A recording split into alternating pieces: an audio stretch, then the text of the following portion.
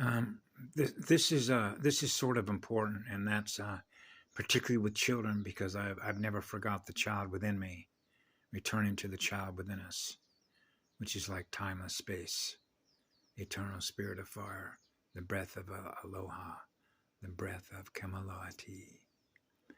And so I was thinking about like when I was a child, what it's like to be a free spirit, to freely express your creative imagination power. But I realized that I was surrounded by so many people that were complying, that were obedient as order followers to the rules. And the rules were based on the programming languages, the languages that they follow, or the languages that have been programmed into their cellular memories.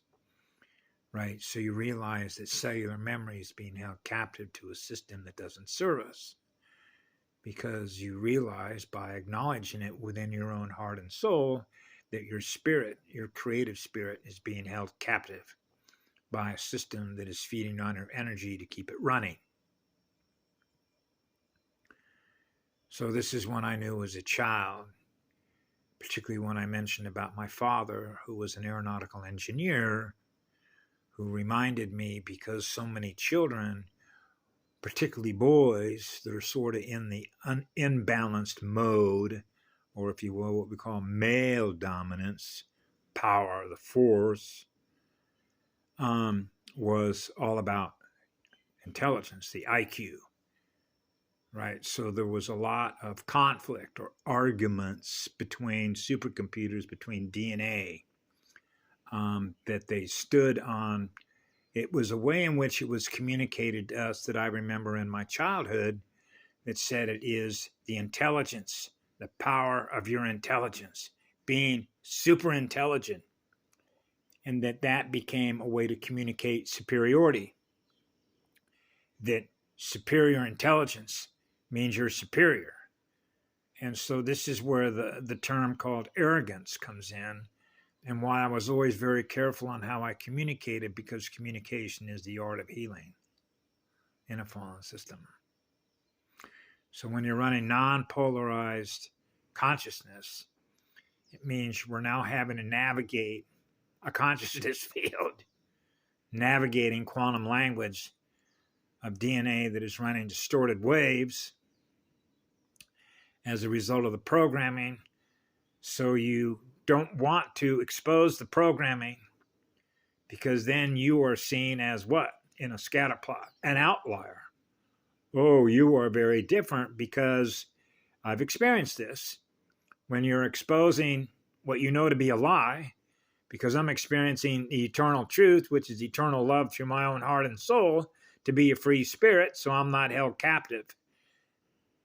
What happens is that they're experiencing the truth in me because of the light that is represented by what I experience, which is what love is that goes on forever, that they are not experiencing, but they know that we're experiencing that.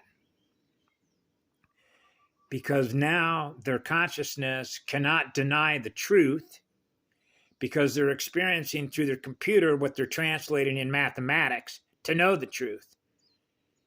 And that causes in them a negative magnetic reaction state that we now experience in us as a result of the exposure.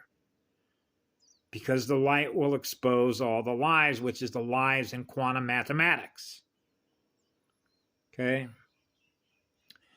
And that's why the art of healing communication is a navigation issue in a gyrodome. You're navigating, working with a unit of energy that is conscious and aware of itself, and trying to find the right alphabet soup of letters and numbers that do not cause a negative magnetic reaction state, which means you can expose or communicate the truth without generating in them a negative magnetic reaction state of being mad because they realize that they've been discovered. Which means, and this is where it's really careful, whoa, you can read my mind. That's right. What it means is that we're map reading the quantum consciousness energy, the waves. the DNA. We're map reading their computer. And thus we know the operator, the consciousness that is running the computer, the mathematics. And so that becomes very tricky ground. And one of the reasons why a non-polarized consciousness is communicating in a neutral zone to maintain what we know we are, right? Where the atoms are in perfect balance because the consciousness is non-polarized. So when you're experiencing being one with all creation that we're gifting love to, it becomes a navigation issue to navigate in a planetary consciousness terrain without upsetting the apple cart or creating a broken arrow, turbulent water, as a negative magnetic reaction state and another DNA computer running bad math, which means that the codes don't fire. Muted mics, DNA mutations. So this is why I love the man who is certainly an ascended master about breathing through our communication, which is what love is, and communicate in ways that are, as I used to say as a child, non-threatening. They don't feel threatened by the communication, even though the communication makes it obvious that what they're recognizing through what they now experience through the code transfers, their computer can translate or they can't translate it. It depends on how their mathematical codes, the DNA computer they're running, whether they can make a proper read of the letters that we're communicating in, even though the language itself is in English, the Babel. They can actually read how fast we're able to torque convert the bad math, which is the bad codes, which is the bad language, which isn't the founder language, and actually transfer the proper codes, which is the proper language or the founder's language. Okay?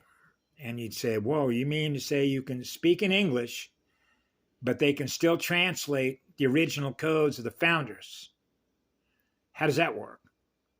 Speed. Hyperspeed can do that. Right? Remember I mentioned one time, I mentioned to Huna Flash about the willingness to be programmed, which means running those codes that represent those frequencies, which represent those distortions, which represent what's held in cellular memory, which is RAM, to allow myself as a child to put into RAM a language that I'm now going to learn how to be able to communicate in text and spoken words.